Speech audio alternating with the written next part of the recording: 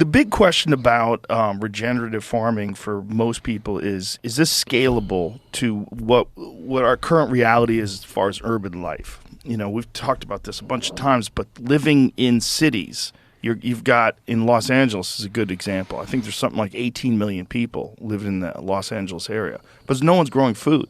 So everything has to be shipped into there, everything. And it's a very unnatural state for people. When we want to be able to just pull into a Jack in the Box and get a cheeseburger, what does it require? Like, how much meat is required to feed 18 million people that don't farm? That's so many people that aren't farming, so many people that aren't growing any food. So it's got to be grown in these other places. But could you have a farm that's a regenerative farm that's so large and supplies so much food that you could feed people the way they're living right now, but do it completely naturally? Or do we need a certain amount of factory farming in order for people to live like that today? Good. I think I got an answer for you. Okay. So I'm not going down this road, but the first thing I could probably do is argue we shouldn't have 18 million people living. It's a good argument. But let's not even have that one. Right. Let's just we can have that one later. Yeah, they're here. You know what I'm saying? Right.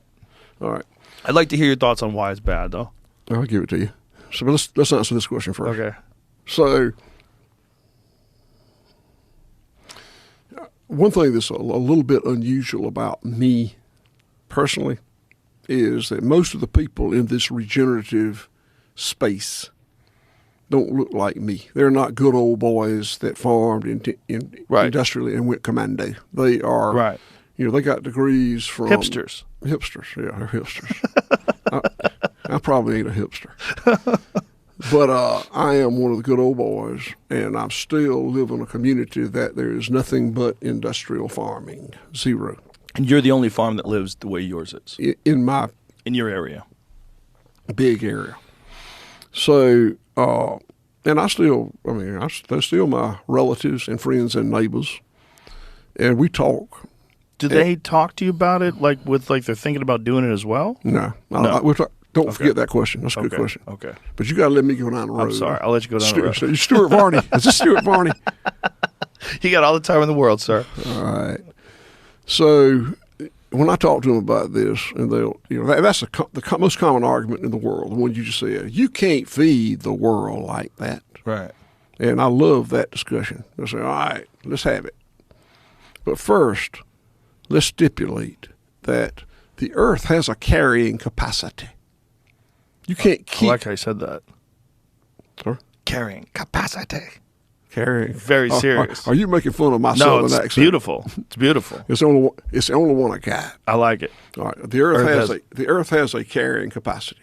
Yeah. And we may be past it now. I don't know. We may when we double population, we may be past it. But at some point, that's all you can have. Right. All right. So the question is, what farming method will carry the earth furthest in its carrying capacity? Will get the earth the furthest. Now, that's really the argument. And the industrial farming with all this misused technology that we're using today, if acres of land is the first thing we run out of, it is a much better system than mine. You can feed more people with the industrial centralized commodity system than you can with my regenerative system. I lose. But what if land's not the first thing we run out of? What if it's oil? I don't use as much oil, petroleum. What if it's water? I don't use as much water. What if it's the reductive plant foods like potassium and phosphate that we mine?